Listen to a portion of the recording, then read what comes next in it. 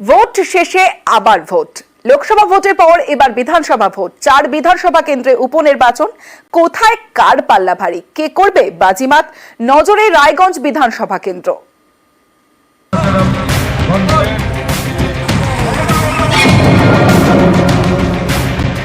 উত্তর দিনাজপুরের রায়গঞ্জ বিধানসভা কেন্দ্র। বুধবার এখানে উপনির্বাচন।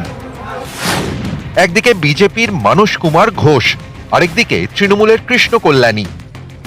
21-এর ভোটে এই রায়গঞ্জ বিধানসভা থেকেই জিতেছিলেন কৃষ্ণ কল্যাণী বিজেপির টিকিটে।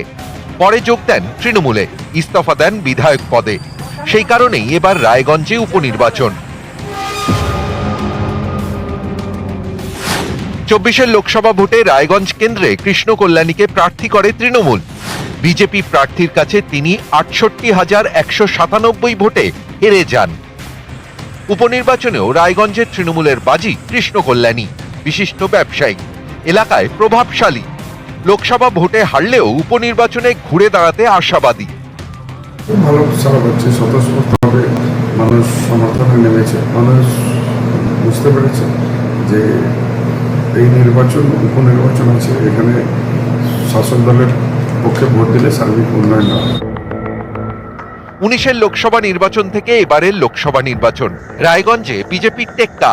পরপর 2টি লোকসভা ভোটের ফলের নিরিখেও রায়গঞ্জ বিধানসভা কেন্দ্রে এগিয়ে বিজেপি। 2019 সালে 42,252 ভোটে, 2024 সালে 46,739 ভোটে। এর মধ্যে 2021 সালের বিধানসভা ভোটে রায়গঞ্জে 20,748 ভোটে জেতে বিজেপি। এই অবস্থায় সামনে উপনির্বাচন। এরই মধ্যে প্রার্থী নিয়ে বিজেপির অন্দরে ক্ষোভ। বিজেপির প্রার্থী মানস কুমার ঘোষ একসময় তৃণমূল করতেন। 2018 সালে তৃণমূলের টিকিটে রায়গঞ্জ পঞ্চায়েত সমিতির সদস্য হন। পঞ্চায়েত সমিতির সহ সভাপতিও ছিলেন। গত বছর পঞ্চায়েত ভোটের আগে বিজেপিতে যোগ দেন মানস। তাকেই এবার উপনির্বাচনে প্রার্থী করেছে বিজেপি। প্রার্থী ঠিক হতেই পদত্যাগ করেন বিজেপির উত্তর দিনাজপুরের জেলা সভাপতি বাসুদেব সরকার, যদিও তার পদত্যাগপত্র নেতৃত্ব গ্রহণ করেনি। উপনির্বাচনে বিজেপি প্রার্থীর হয়ে প্রচারে নামেন বাসুদেব। অনেকেই বলছেন ঘরের সমস্যা মেটাতে পেরেছেন মানস। এরপর সমস্যা শুরু হয়েছে বাইরে। রবিবার তার বিরুদ্ধে বিক্ষোভ দেখানো হয় রায়গঞ্জ রাজবাড়ির সামনে। রাস্তায় টায়ার জ্বালিয়ে চলে বিক্ষোভ। অভিযোগ, পঞ্চায়েত সমিতির সহ সভাপতি থাকার সময় বড়সড় আর্থিক দুর্নীতি করেছেন মানস কুমার ঘোষ। শ্মশানের উন্নয়নের জন্য বরাদ্দ 10 লক্ষ টাকা আত্মসাৎ করেন। মানস ঘোষ সম্বন্ধে অনেক লোক অনেকভাবে জানতেন না। একের পর এক দল বদলিয়ে ওখানকার টাকা ফাঁক করে এলো তৃণমূল কংগ্রেসে। কিষাণ মান্ডির টাকা, পঞ্চায়েত সমিতির টাকা, টোটাল টাকা ফাঁক করে যখন দেখলো আর খাওয়ার কোনো জায়গা নেই, উনি বিজেপিতে আসলেন। নির্বাচনী লড়াইয়ে আমার সাথে পেরে উঠছে না, জনসংযোগে আমার সাথে পেরে উঠছে না। তাই এখন একটা রাস্তা উনি নিয়েছেন। 2018 থেকে 23 সাল অবধি ছিলাম। 18 থেকে 23 সাল অবধি তৃণমূল কংগ্রেসের মনে পড়েনি। 2024 সালে নির্বাচনের 3 দিন আগে মনে পড়েছে যে দুর্নীতি হয়েছে। বিজেপির এই গড় বিজেপিরই থাকবে, জেতার ব্যাপারে আমরা 100% আশাবাদী। তৃণমূলের প্রাক্তন পঞ্চায়েত সমিতির সদস্য এখন বিজেপির প্রার্থী, আর প্রাক্তন বিজেপি বিধায়ক তৃণমূলের প্রার্থী। এ নিয়েই জমজমাট রায়গঞ্জের উপনির্বাচন। বুধবার রায় দেবে রায়গঞ্জ, ফল ঘোষণা শনিবার। রায়গঞ্জ থেকে মুক্তা সরকার, নিউজ 18 বাংলা। 19-এর লোকসভা নির্বাচন থেকে এবারের লোকসভা ভোট। বারবার রানাঘাট দক্ষিণ বিধানসভায় তৃণমূলকে টেক্কা দিয়েছে বিজেপি। এবার উপনির্বাচনে কি হবে? অঙ্ক কষতে ব্যস্ত বিজেপি তৃণমূল। নদিয়ার রানাঘাট দক্ষিণ, উত্তর 24 পরগনার বাগদা, উত্তর দিনাজপুরের রায়গঞ্জ এবং কলকাতার মানিকতলা। আগামী 10ই জুলাই এই 4 বিধানসভা আসনে উপনির্বাচন। এর মধ্যে প্রথম 3টি আসনে 19-এর লোকসভা ভোট থেকে বিজেপির দাপট, যার অন্যতম নদিয়ার রানাঘাট দক্ষিণ। এবার উপনির্বাচনে কি হবে? 2021 সালে রানাঘাট দক্ষিণ কেন্দ্র থেকে বিজেপি টিকিটে জয়ী হন মুকুটমণি অধিকারী। এবার লোকসভা ভোটের মুখে তিনি তৃণমূলে যোগ দেন। তাঁকে এবার রানাঘাট লোকসভা কেন্দ্রে প্রার্থী করে তৃণমূল।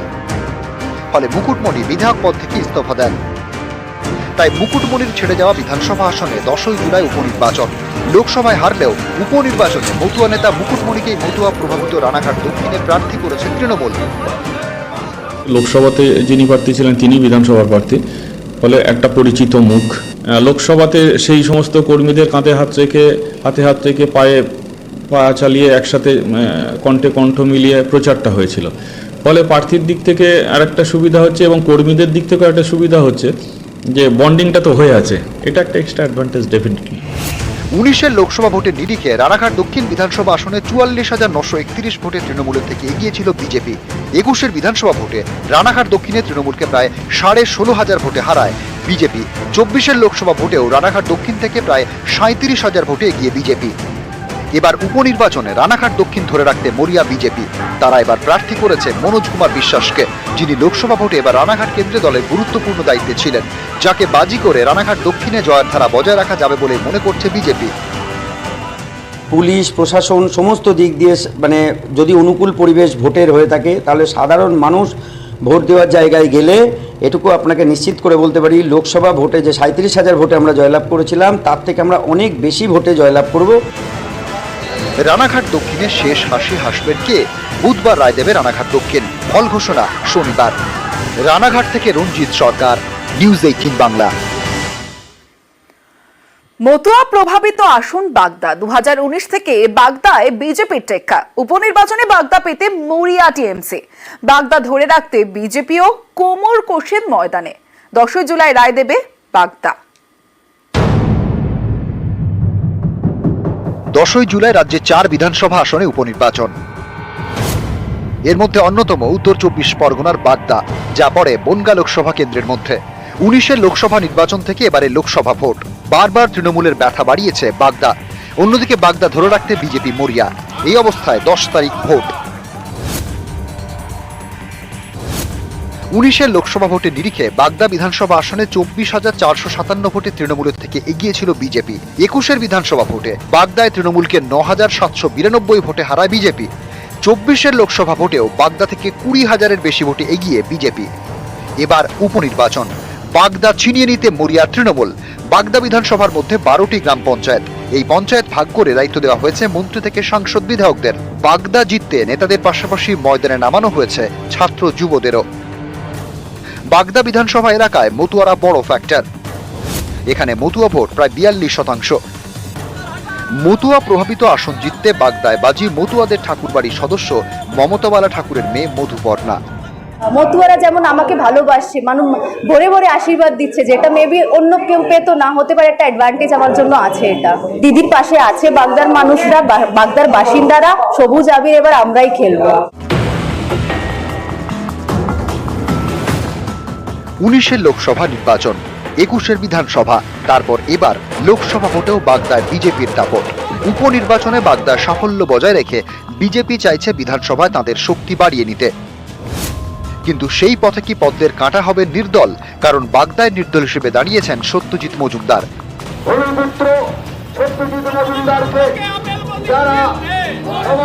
তিনি এলাকায় পুরনো বিজেপি কর্মী হিসেবে পরিচিত। তার উপর মতুয়া প্রভাবিত এলাকা হলেও বাগদায় নাগরিকত্ব নিতে তেমনভাবে সাড়া পড়েনি বলেই জানা গিয়েছে। এসব কি উপনির্বাচনে বিজেপির বিরুদ্ধে যাবে? আমরা প্রচারে অনেকটা এগিয়ে আছি, কারণ বাগদা বিজেপির শক্ত ঘাঁটি, এটা সবাই জানে। এখানে যতই বাইরের থেকে নেতা মন্ত্রী যাই আসুক না কেন, এখানে কোনো দাঁত ফোটাতে পারবে না। শেষ পর্যন্ত বাগদায় কে বাজি মারবে জানা যাবে 13 জুলাই। ওই দিন উপনির্বাচনের ফল ঘোষণা হবে। বাগদা থেকে অনিরুদ্ধ কীর্তনিয়া, নিউজ 18 বাংলা।